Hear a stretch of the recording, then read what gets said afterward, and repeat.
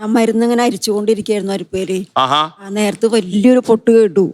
അപ്പൊ പിന്നെ ഒന്നും കണ്ണൊന്നും കാണാല്ലേ, ആകെ പൊടിയും പുകയൊക്കെ ഇട്ട്. അപ്പൊ അങ്ങനെ എനിക്ക് ഓടി, ഒരു വഴി പാടത്തേക്ക് ഇങ്ങനെ എനിക്ക് ഓടി. വഴിയൊന്നും കാണാണ്ടായിരുന്നില്ല, പൊടിയൊക്കെ വന്നിട്ട്. എത്ര കാലമായി ജോലി ചെയ്യുന്നുണ്ട്? 2 വർഷമായിട്ടുള്ളൂ. ആ. ചെറിയ ചെറിയ പണികളാണ്. അപ്പൊ അവിടെ പോയ പണിയെടുക്കാൻ സുഖമാണ്. അപ്പൊ അവന് പേടിയൊന്നും ഉണ്ടായിരുന്നില്ല. അതിനുള്ള പൈസ കിട്ടുവോ? പൈസ കിട്ടാറുണ്ട്, എന്നും കിട്ടില്ല. അപ്പൊ ഞങ്ങള് ആവശ്യമുണ്ടെങ്കിൽ ചോദിക്കും, അപ്പൊ തരും. പിന്നെ ഒടുവിലാണ് കണക്ക് തീർത്ത് തരാറ് പതിവ്. ജോലി കൂടുവോ? കൂടുതലുണ്ടായിരുന്നു. കൂടുതൽ സംഭവിച്ചത് ശരിക്കും എത്ര മണിക്ക് ജോലിക്ക് വന്നു അവിടെ? 3 മണിയൊക്കെ കഴിഞ്ഞിട്ടുണ്ട്. ചായ കുടിക്കേണ്ട നേരമൊക്കെ ആയിട്ടുണ്ട്. അപ്പോഴാണ്. അപ്പൊ ഈ മരുന്ന് ഇങ്ങനെ അരിച്ചുകൊണ്ടിരിക്കുന്ന നേരത്ത് കിഴക്ക് ഭാഗത്തുനിന്ന് വലിയൊരു പൊട്ട് കേട്ടു. അപ്പൊ പിന്നെ അപകടം നമുക്കും അറിയാലോ. അപ്പൊ അങ്ങനെ എനിക്ക് ഓടി. എനിക്ക് ഈ വയലിലേക്കാണ് ഓടിയത്? പാടത്തേക്കാണ് ഓടിയത്? അതെ അതെ. അങ്ങനെ നേരെ ഒരു വഴി ഉണ്ടായിരുന്നു. ആ പുകയിലൊന്നും വഴിയൊന്നും കാണാല്ലേ. നമ്മൾ നിർണയം വെച്ച് ഓടിയതാ. കൂടെ ആരെങ്കിലും ഓടുന്നുണ്ടായിരുന്നോ? കൂടെ ഒന്നും ആരെയും കണ്ടില്ല. ഞാൻ ഓടി ചെല്ലുമ്പോ മുന്നിൽ 2-3 ആൾക്കാരുണ്ടായിരുന്നു. പിന്നെ ഞാനൊന്ന് തിരിഞ്ഞു നോക്കിയപ്പോ എന്റെ ചേച്ചി പിന്നെ കൂടെ ഓടി വരുന്നുണ്ടായിരുന്നു. പിന്നെ ചേച്ചി ഓടി വന്ന് അങ്ങനെ അവിടെ വീണപ്പോ ഞാൻ അങ്ങനെ ചേച്ചിനെ പിടിക്കാൻ പോയി. അപ്പൊ ഇപ്പുറത്തേക്ക് പുല്ലിലൊക്കെ തീ പിടിച്ചു. അപ്പൊ ഈ ഭാഗത്ത് ഞങ്ങൾ കുറെ മരുന്ന് അരിച്ചിട്ട് ഇങ്ങനെ ഉണക്കാൻ കൊണ്ടിട്ടുണ്ടായിരുന്നു.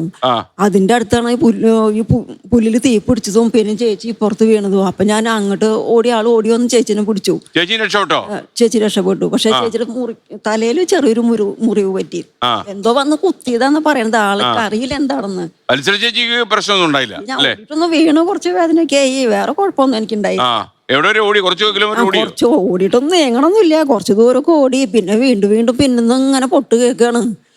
അപ്പൊ ചേച്ചീനെ പിടിച്ചിട്ട് വരുമ്പോ വേറൊരു ചേച്ചി കാലുകൊണ്ട് പോയാണ്ട് മുട്ടുത്തി വരുമായിരുന്നു. അപ്പൊ ഞാൻ എന്റെ ചേച്ചീനെ വിട്ടിട്ട് ആ ചേച്ചിനൊന്ന് പിടിക്കാൻ പോയി. അത് കഴിഞ്ഞിട്ട് നോക്കുമ്പോ ഇപ്പുറത്തൊരു ചേട്ടൻ മേല് തോലൊന്നും ഇല്ലാണ്ട് ഇങ്ങനെ കണ്ടതിൽ വന്ന് വീണ് കിടക്കുക. ആള് തെറിച്ച് വീണതാണ്. ഒരു തരി തോല് മേലില്ല. ഈ കാലുമൊക്കെ ഇങ്ങനെ മാംസം പോയിട്ട് ഇങ്ങനെ ചോരയൊക്കെ വന്നിട്ട് ഇരിക്കായിരുന്നു. അപ്പൊ അയാളെ എന്നൊന്ന് പിടിക്കുക പറഞ്ഞിട്ടുണ്ട്. ഞാനും ചേച്ചിയും കൂടി പിടിച്ചിട്ട് അയാളെ ഞങ്ങൾക്ക് കിട്ടണില്ല. മേല് പിടിക്കുമ്പോഴൊക്കെ വഴുക്കുക. അപ്പൊ ഞാൻ പറഞ്ഞു, ചേട്ടാ ഞങ്ങൾക്ക് പിടിച്ചാൽ കിട്ടണില്ല എന്ന് പറഞ്ഞു. അപ്പൊ റോഡില് കുറെ ആൾക്കാർ വന്ന് നിൽക്കുന്നുണ്ട്. അവര് പെട്ടെന്ന് ഓടി വരില്ല. ഇവിടെ ഇങ്ങനെ തുടരെ ഇങ്ങനെ പൊട്ടിക്കൊണ്ടിരിക്കുക. ആളും പേടിച്ചു, എല്ലാവരും പേടിച്ചില്ലേ. പിന്നെ അവിടെയുള്ള ആൾക്കാർ വരണമൊന്നുമില്ല. അവര് എപ്പോഴും പൊട്ടാണ് ഇവിടുന്നേ. പിന്നെ ആൾക്കാർക്ക് വരാൻ ധൈര്യം ഉണ്ടാവില്ലല്ലോ. അങ്ങനെ അപ്പൊ ദൂരെ ആണെങ്കിലും കുറെ ദൂരത്തേക്കൊക്കെ പൊട്ടിത്തെറിച്ചിട്ടുണ്ടെന്ന് പറയേണ്ട ആൾക്കാര്.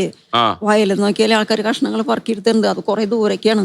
അപ്പൊ അങ്ങനെ പിന്നെ ആൾക്കാരെ വിളിച്ചപ്പോ അവര് ഓരോരുത്തരായി വന്ന് ഇവരേനൊക്കെ കൊണ്ടുപോയി.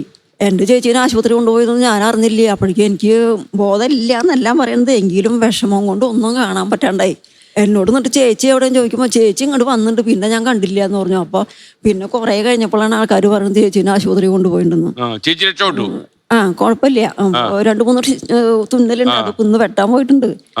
അത് എന്താന്ന് വെട്ടിയാലും ഇപ്പൊ പഴുപ്പിന്റെ കാര്യങ്ങളൊക്കെ അറിയുള്ളൂ എന്ന് പറഞ്ഞു. കൂടെ ഉണ്ടായിരുന്ന ആൾക്കാർ മരിച്ചോ? കൂടെ ഉണ്ടായിരുന്നവര് കുറച്ച് ആൾക്കാരൊക്കെ ഓടിയതല്ല. ഞാൻ ചെന്നപ്പോ അപ്പുറത്ത് നിൽക്കുന്നത് കണ്ടു.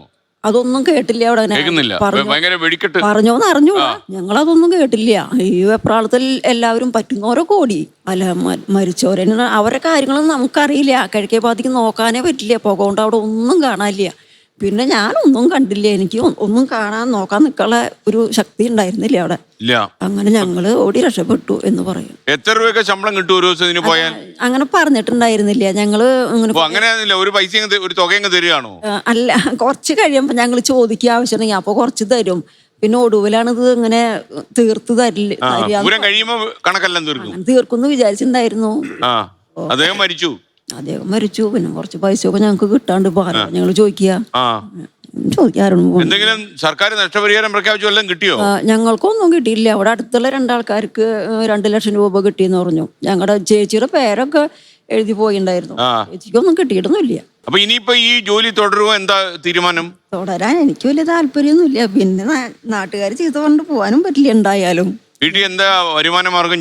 വരുമാന മാർഗം വല്ലപ്പോഴൊക്കെ ഒരു പണി ഉണ്ടാവും. അങ്ങനെ ജീവിച്ചു പോണ ഒരാൾക്കാരാണ്. അപ്പൊ ഇത് ഇങ്ങനെ കൂടുതൽ ദിവസം പണി കിട്ടും പറയുമ്പോ നമ്മൾ അവിടേക്കല്ലേ ഞങ്ങളെ പോലുള്ളവര് 3-4 മാസം പണി ഉണ്ടാവും എന്ന് പറഞ്ഞു. അപ്പൊ കുറച്ച് പേടി ഉണ്ടായാലും പിന്നെ അധികം അപകടം പിടിച്ച മരുന്നൊന്നും അല്ല, പേടിക്കാനൊന്നും ഇല്ല എന്നൊക്കെ പറഞ്ഞിട്ടാണ് നമ്മൾ പോയത്. അവിടെ പോയിരുന്നാലും കൂടുതൽ വിഷമമുള്ള പണികളും ഉണ്ടായിരുന്നില്ല, ഭാരമൊന്നുമില്ല. അപ്പോൾ സുഖമായിട്ടുള്ളൊരു പണിയായിരുന്നു. അങ്ങനെ ഇനിയിപ്പോൾ അതവിടെ തുടങ്ങും തോന്നുന്നില്ല. കൃഷ്ണൻ ചേട്ടൻ വേണ്ടെന്ന് വെച്ചിരിക്കുക. അപകടം ഇല്ലെങ്കിലൊക്കെ നമുക്ക് പോവാൻ ഉണ്ടാവോന്നും അറിയില്ലല്ലോ. ഇല്ല എന്ന് പറഞ്ഞത് പെട്ടെന്നുണ്ടായതല്ലേ. ഇതെങ്ങനെ സംഭവിച്ചു എന്ന് ഞങ്ങൾക്ക് ആർക്കും അറിയില്ല. ഒരു കൊടുത്തുമില്ല. ഇതിന്റെ കാരണം അറിയില്ല, ഒരു ചേട്ടനും അറിയില്ല അല്ലേ? അറിയില്ല. ഓക്കെ.